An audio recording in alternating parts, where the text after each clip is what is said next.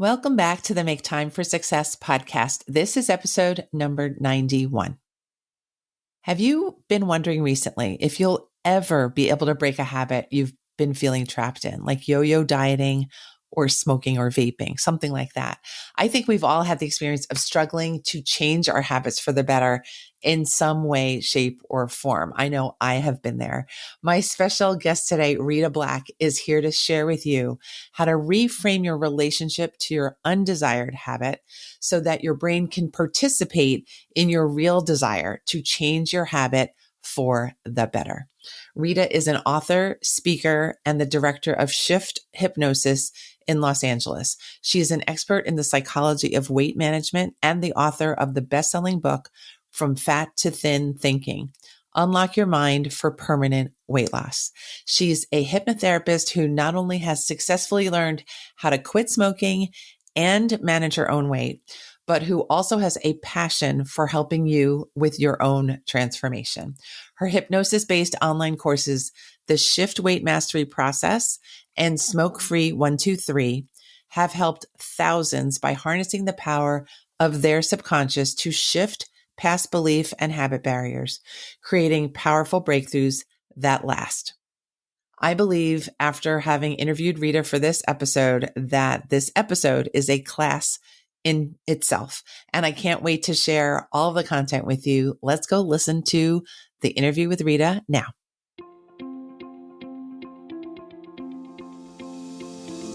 Hi, I'm Dr. Christine Lee, and I'm a psychologist and a procrastination coach. I've helped thousands of people move past procrastination and overwhelm so they could begin working to their potential. In this podcast, you're going to learn powerful strategies for getting your mind, body, and energy to work together so that you can focus on what's really important and accomplish the goals you want to achieve. When you start living within your full power, you're going to see how being productive can be easy and how you can create success on demand. Welcome to the Make Time for Success podcast. Hi, everyone. I am so delighted for today's guest. Her name is Rita Black, and she and I are new to each other, but I feel like Rita entered my life in the most beautiful of ways. We've found so many different connections. We've been working together on different projects, and she is a wealth of knowledge about many issues, including hypnosis, smoking cessation, and weight mastery. And I can't wait to dig into these topics with her today on the show and for you all to get to know Rita yourselves. Welcome to the show, Rita. Oh, what a great introduction. Thank you, Christine. This feeling is mutual. I'm so glad you've come into my life. And hello, everybody. It's really great to be here. Yes. Thank you, Rita. Everyone, you're going to just love this interview. I can already tell. Rita, please do us a favor and just tell us how you got to be in this line of work and what lights you up about the work that you do. Oh, okay. I am so lucky to do what I do. I will tell you that right now because I meet the most amazing people. I got into hypnosis through the back door. I was actually a client. I was a pack and a half a day smoker for many years. I also struggled with my weight up and down the scale, 40 pounds. I was a binge eater, bulimic, so many weight issues, and chronic dieter. So around the age of 30, I had quit smoking, gone back to smoking, and I was just at my wit's end. I was like, I am never going to be able to quit smoking. How am I going to quit smoking? And then a friend of mine had quit with hypnosis. So she said, why don't you try hypnosis? It was easy. And I was like, that can't be easy. And that's voodoo. And I don't want anybody to get in my mind. And I'm a type A personality and nobody can get in my mind.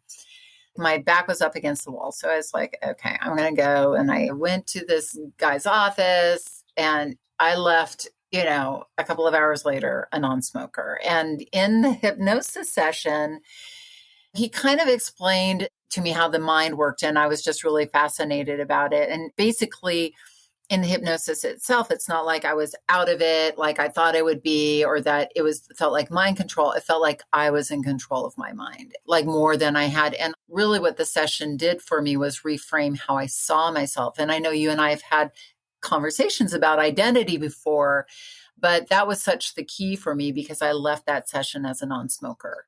So I was wowed by this. And I was like, this is so cool. I was kind of lost in my life at that point. I didn't like I said, I was struggling with my weight, and therefore I didn't have a lot of self-esteem or self-confidence. I had a husband who I love, I still love, and I've been with him for many years. But I just didn't feel like I was moving forward with my life in the way I wanted to. So I then thought, oh gosh, hypnosis, if I can change my identity around smoking, maybe I can change my identity around my weight. Because I was so stuck in this be on a diet, be off a diet, be on a diet, be off a diet. And it really consumed all my thinking. Like literally, I would wake up yelling at myself because I overate the night before.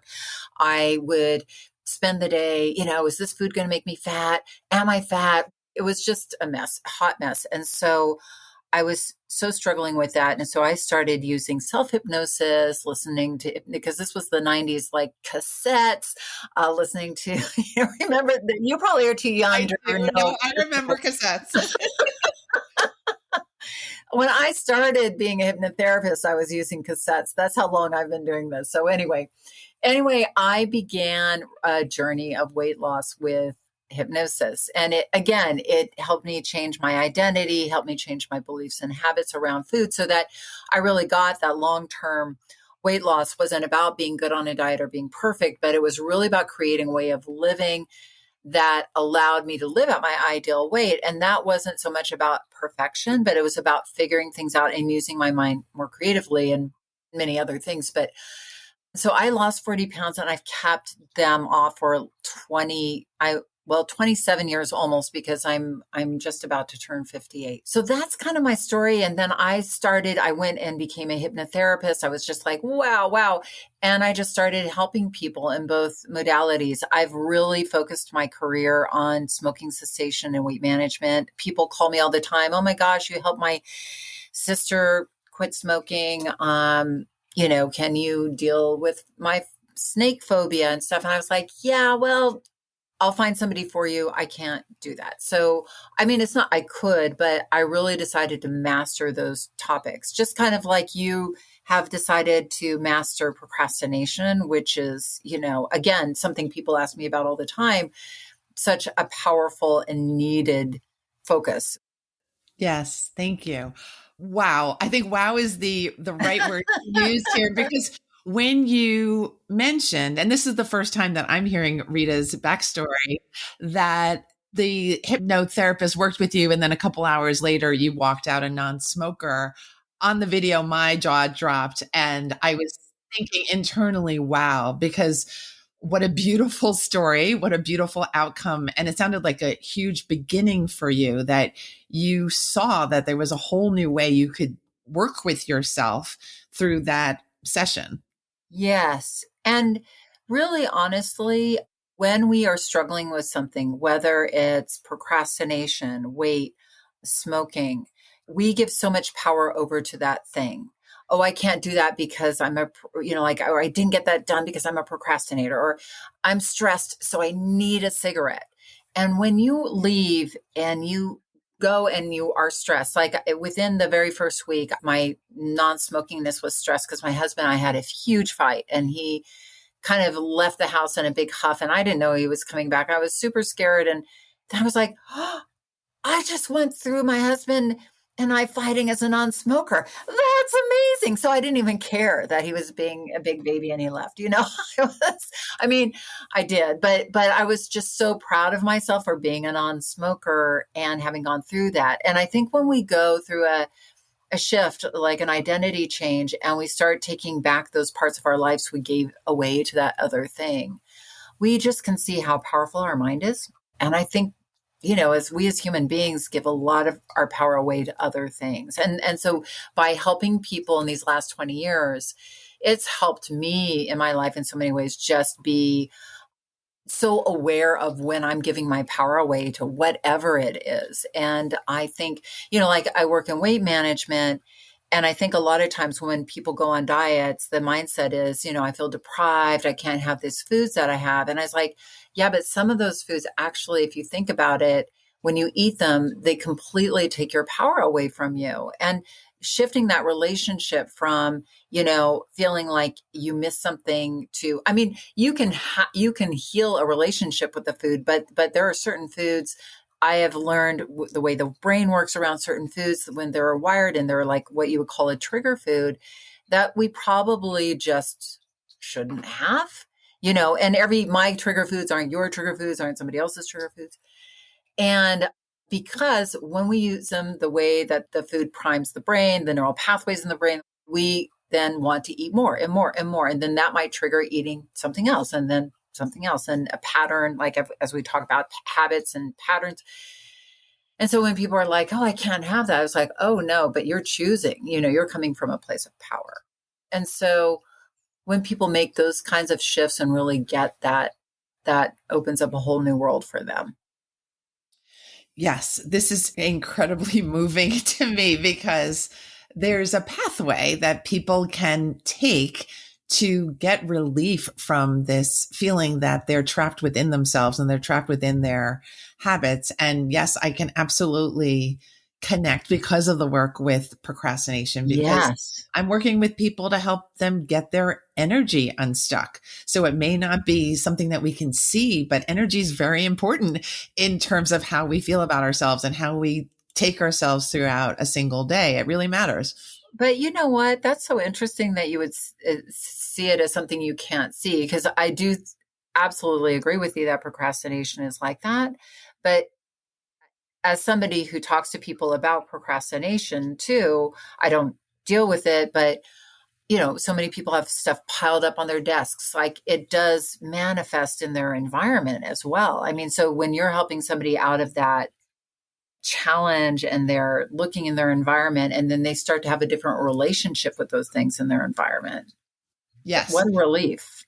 Yes. Yes. Relief, energy, and everything else that the energy is connected to absolutely gets lightened up. And it sounded like your mind got on fire when you realized exactly how much control you had and how much power you had over your own decisions and the food and the cigarettes. Yeah, absolutely. And then, as you go in your life, and what happens when I work with people with weight management, because that's more of a longer term relationship generally, just because you can stop smoking and never smoke again.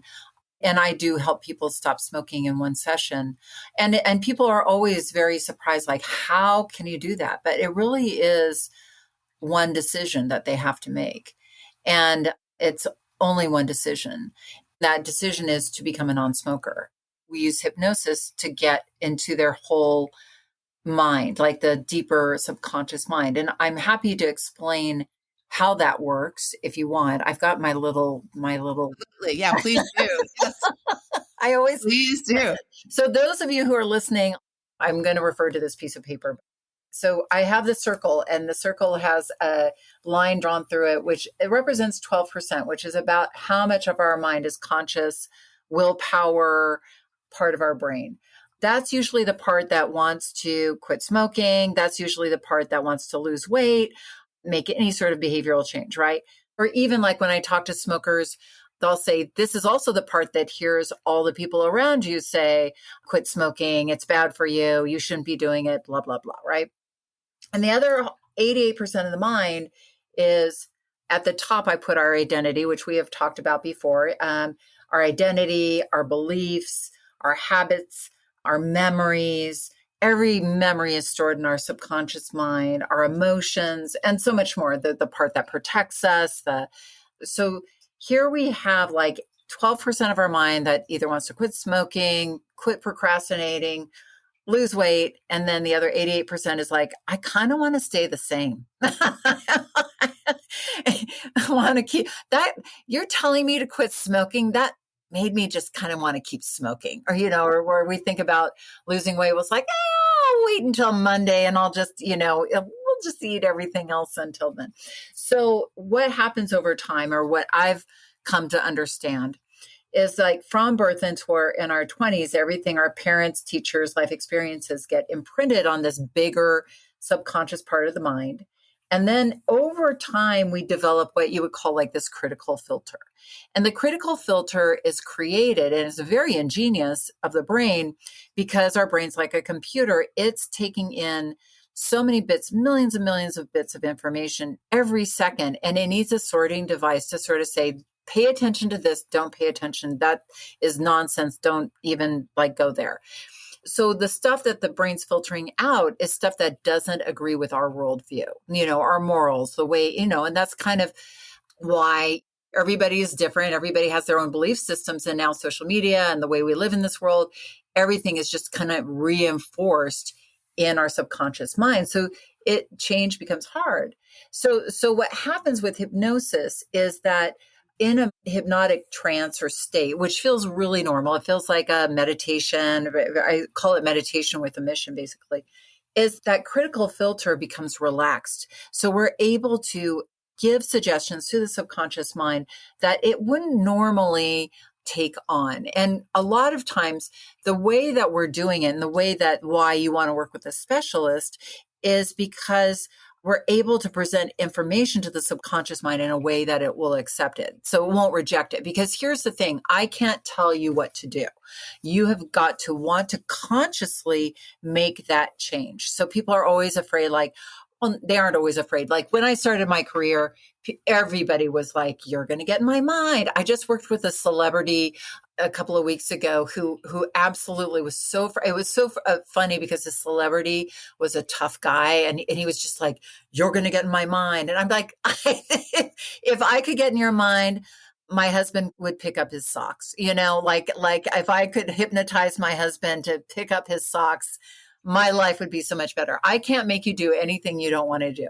Uh-huh. But if the person wants to change, hypnosis can be a very effective way to make those changes on a deeper level and get alignment. So with smoking cessation, it can happen in one session because we're getting not just the conscious mind, but your beliefs like, okay, yep, I'm going to be a non-smoker. I'm going to wake up and instead of having a cigarette, I'm going to, take a deep breath and have my cup of coffee as a non-smoker, and really refocus the way the brain operates. Do you think about smoking? Yeah, like thoughts of cigarettes might go through your mind, but your relationship to those thoughts, they go through your mind more quickly and they dissipate. And then the neural wiring I talk about goes into hibernation. And so the person is able to really pretty quickly move forward in their life as a non-smoker. But it's not like they forget that they smoked or anything like that. I think that's where it gets into voodoo. Okay. So I'm stuck on the word on your image there, beliefs, because I know when you were telling your story about your own smoking history, you thought and grappled with the fear that you would never be able to find your way out, that you would never be able to really settle this. And I'm assuming that was a belief. We can categorize that as a belief. And I'm wondering if you could talk to us about just how come those beliefs have such a strong hold on us. Yeah. I mean, I think the thing is that we talked about identity. So there's beliefs and identity. And one of those things about being a smoker is that it becomes a world, right? And procrastination becomes a world and weight struggle becomes a world. So I call it the house of smoking. We're kind of living in this house and it's painful and it's frustrating. But when we try to leave, we feel like we're on the street. And when we start smoking, when somebody starts smoking, we start assigning value to the cigarette. Like up until somebody's 15, 16, 17, they've never needed a cigarette to be stressed. They've never needed a cigarette to have breakfast or wake up or solve a problem. But what happens is they'll smoke their first cigarette and their brain will go, oh, I see, the cigarette helps me be cool, right? So we literally take our cool from us and we give it to the cigarette. And now we need that cigarette to be cool, right? It's so amazing. I'll tell you the story because people will come to me all the time and smoking is so black and white in a weird way. So it's easier to talk about than weight, which is a little more gray area. But people will sit and smoke a cigarette or vape. and be like, why am I doing this? This is insane. It doesn't taste good. I'm hiding in a bathroom or I'm hiding in my backyard. And then this other part of their brain is like, because you love it, right? Like, so there's that duality. Yes. And this woman came to me and she was in her early 40s. And this is just, it's such a crazy story, but this is how crazy our brains are.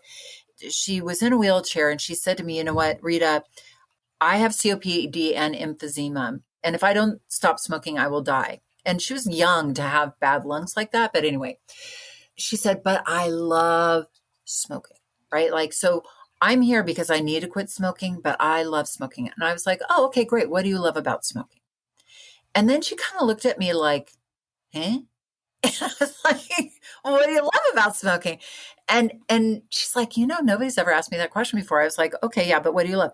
And then she's like, wow, it's so weird. I'm having a hard time thinking about what I love about smoking, but I like it with my coffee in the morning. I was like, oh, okay. That actually isn't smoking. That's an association you've made with coffee. Smoking is breathing that smoke or that vapor into your lungs and breathing out. And that is smoking. Everything around it is an association. So what do you love about smoking? And she's like, oh, I don't like that part. So that is how crazy our brains are when it comes to making change. There's a part of us that's like, I'm insane. I'm a fool. Why am I doing this? Why am I overeating? Why am I smoking? Why am I pushing off and procrastinating? I should get this done. But this other part, it's safe. It's familiar. It's what you know. So that is what we're up against, is really integrating the two parts of the mind to be on the same page.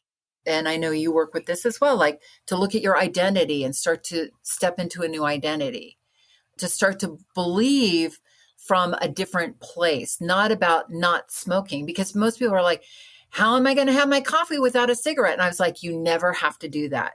You just have your coffee as a non-smoker.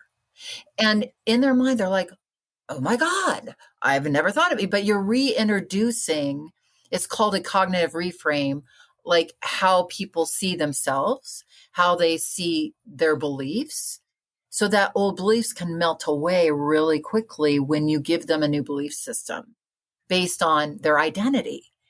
And then we talk about habit, because smoking is a pattern. A lot of our eating is patterns. And we think of taking away our cigarettes from the day, or we take away our food, rather than creating a new self-care structure that is creative rather than deletive. So I take away words like without, trying to do this without a cigarette or without my thing or without a cookie or without whatever. It's like, oh no, we don't like those words, because those are words of deprivation rather than transformation. And we're stepping in and creating something new, because the brain loves to work like that. So that's a lot of how I help people, is really, and it sounds like from what we've talked about, you do too, is like repositioning how people see themselves and start to talk to themselves differently and see their world differently. Yes. As you've been talking, I've been thinking, well, why exactly is hypnosis needed? And I'm wondering if it's because if you're just talking like this, there's a little less integration with how your body is reacting and actually acting. Is that correct to think? Yeah, that's a really great way of putting it. When I work with people, I work in two ways. So I'm not just doing hypnosis. There are a lot of hypnotherapists who would just like sit you down in a chair and do a hypnosis session for stopping smoking. But I really am a big believer in coaching the person and getting their brain, like using CBT, cognitive behavioral therapy, neuro-linguistic programming, like what we're talking about, like reframing as a neuro-linguistic programming technique. Prior to the hypnosis, one, for them to trust me, because I think trust is a very, very important part of hypnosis for it to be impactful. And two, for them to really believe they can do it. Because I really don't think, like I said, hypnosis isn't magic, but what I do is, like I say, we're creating something here, talking to each other, and then hypnosis is going to take it all to the deeper level and get all those different parts of your brain to sign off on it. Because there's, conscious intellectual learning. And I know, like through coaching and therapy too, it's limbic learning. So people are getting subconscious value in your conversations. So it's not, but hypnosis is just a modality that can speed up the process of something like quitting smoking or even weight management, which people can know the root of why they overeat.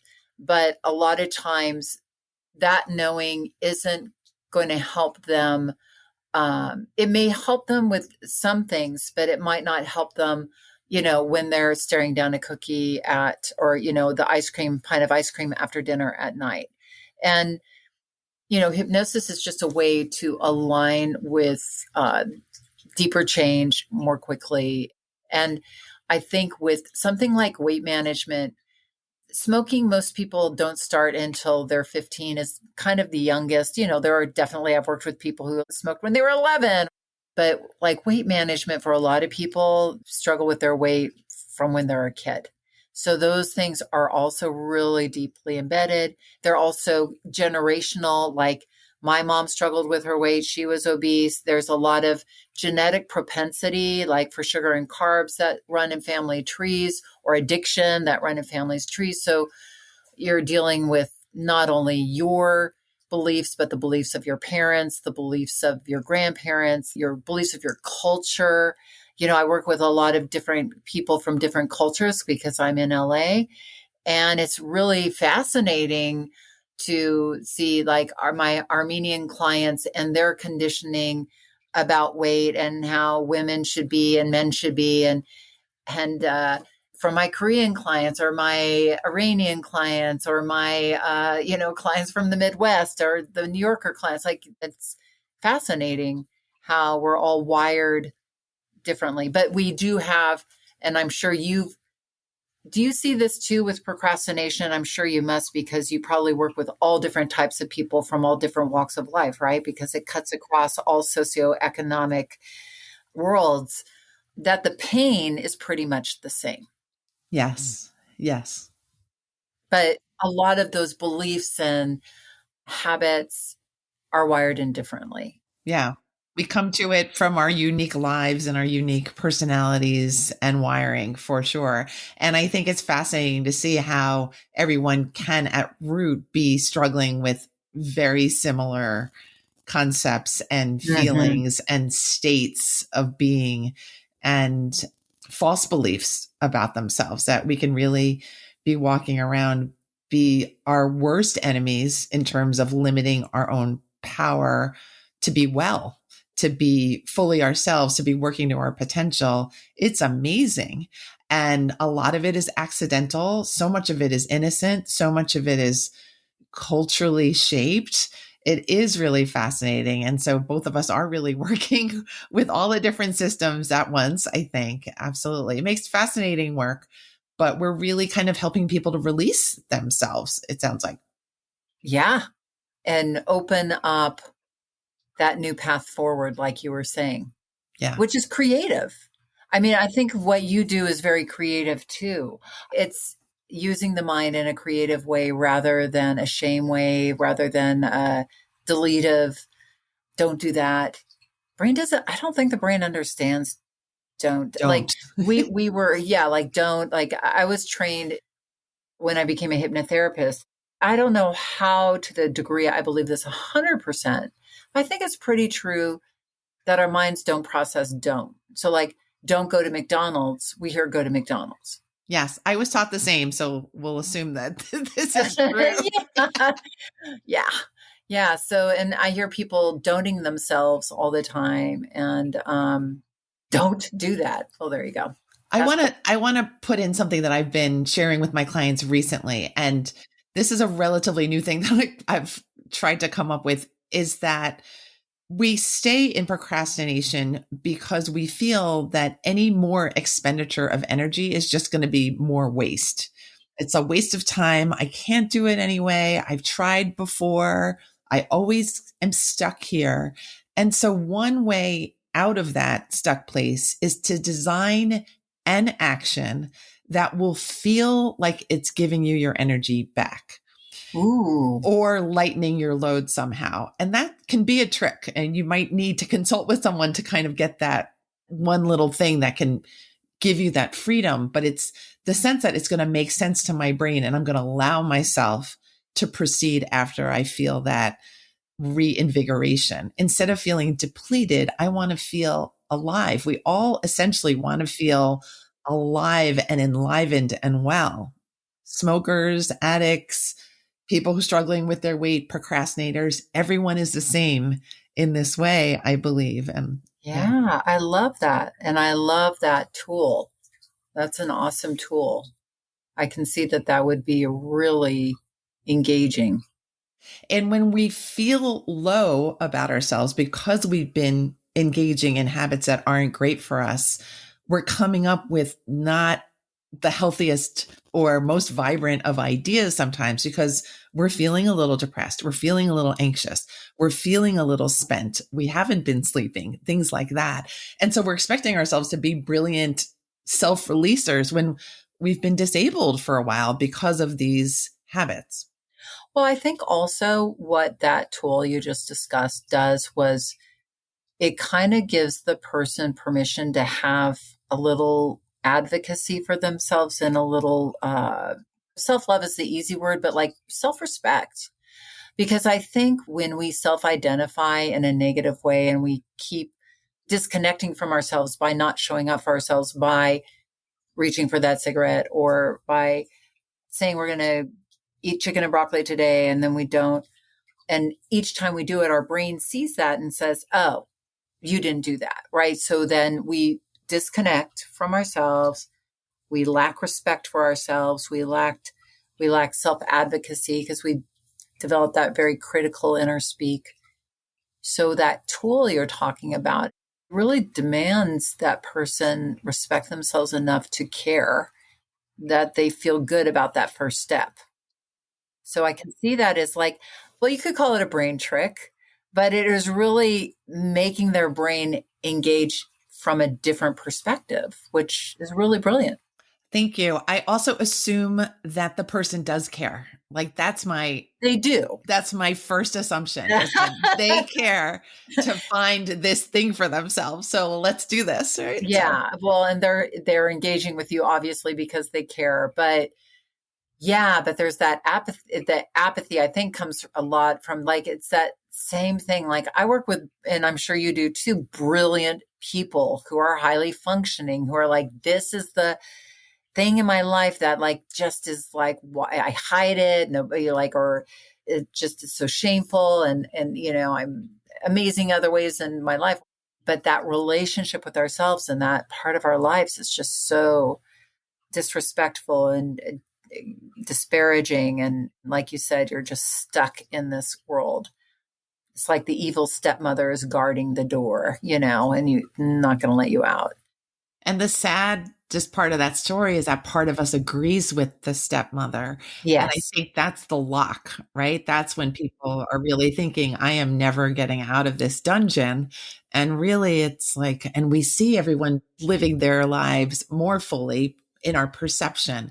So it really is a deep pit of pain.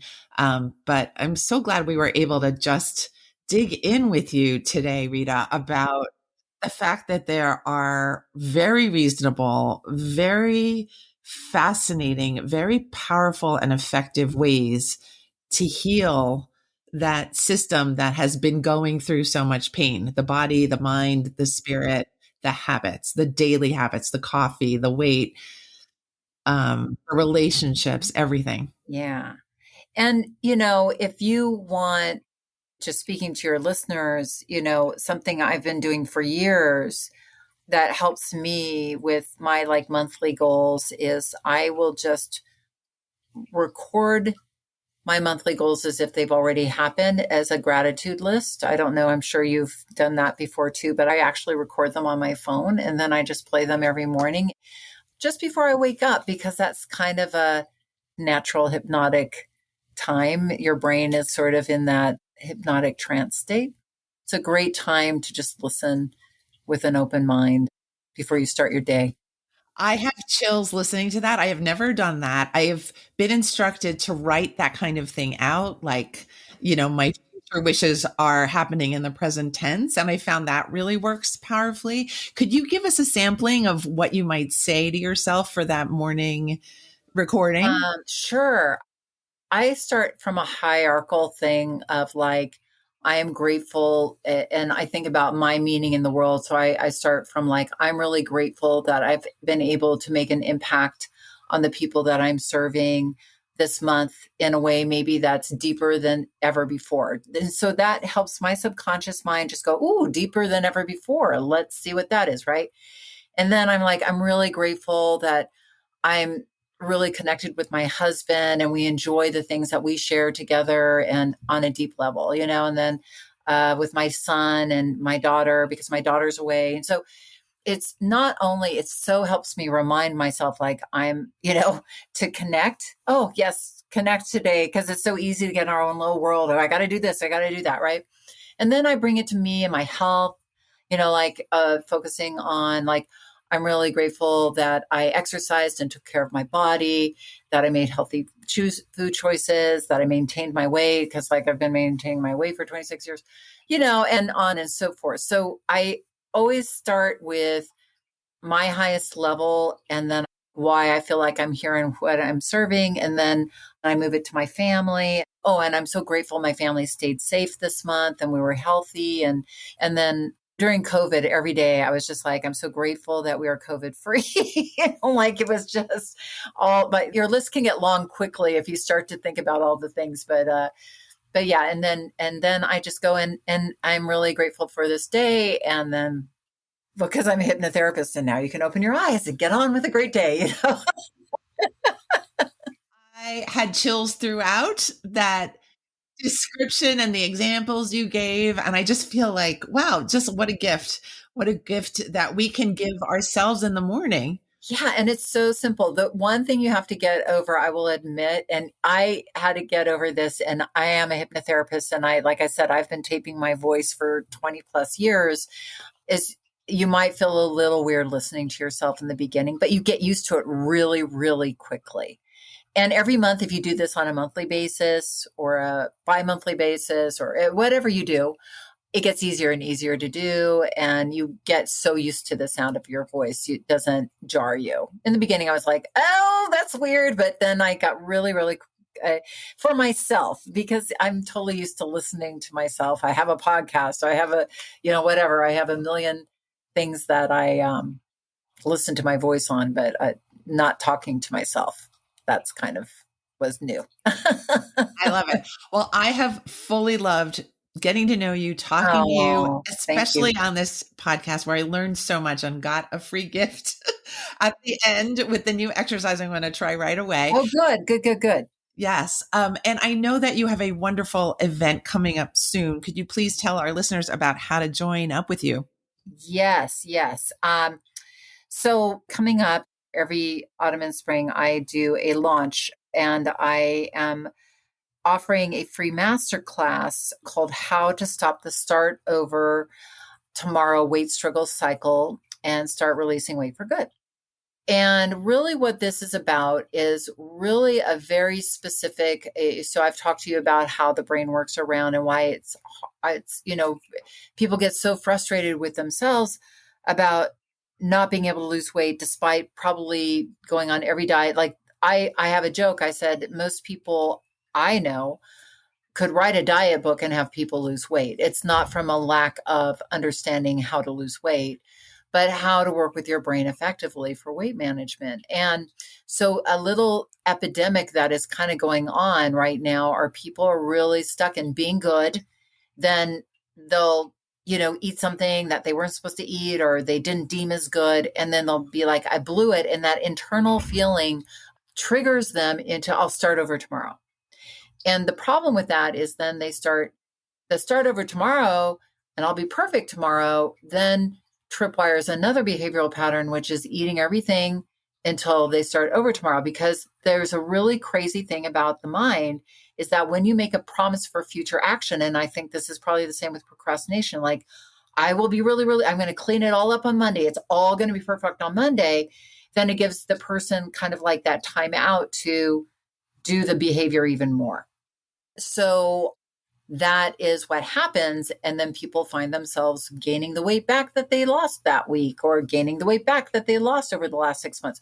So it's a perpetual, habitual cycle. And so in this masterclass, I walk you through how to shift the 3 major mind shifts that you need to make in order to shift out of this and really get yourself on the path of long-term permanent weight mastery. Sounds wonderful. I will see everyone who's joining Rita at the masterclass.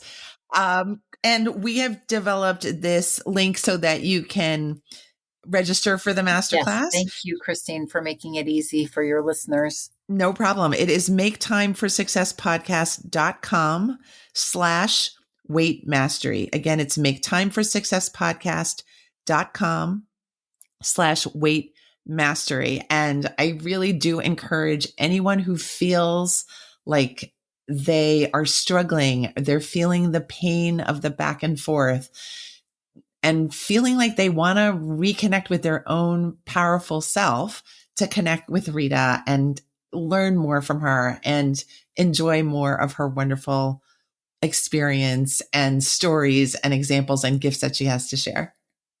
Wow. Thank you, Christine. Thank you, Rita. Yes, come and join us. We always have fun at this masterclass. It will be a great time, I assure you. So please come. Okay, terrific. And before we go, where else can people connect with you on social media? Oh, okay, great. Yeah, I have a podcast called the Thin Thinking Podcast, and your lovely host here, Christine, is on my podcast in one episode.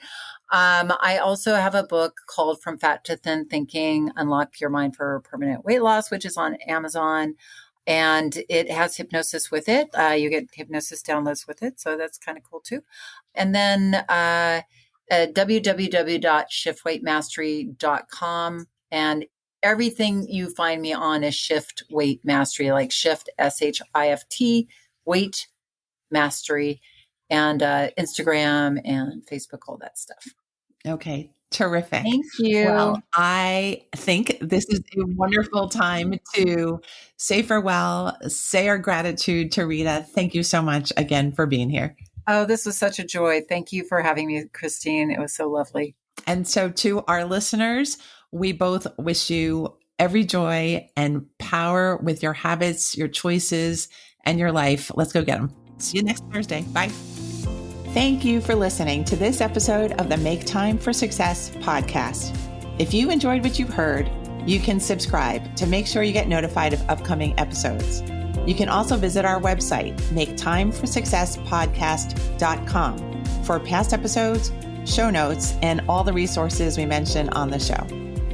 Feel free to connect with me over on Instagram too. You can find me there under the name Procrastination Coach. Send me a DM and let me know what your thoughts are about the episodes you've been listening to. And let me know any topics that you might like me to talk about on the show. I'd love to hear all about how you're making time for success. Talk to you soon.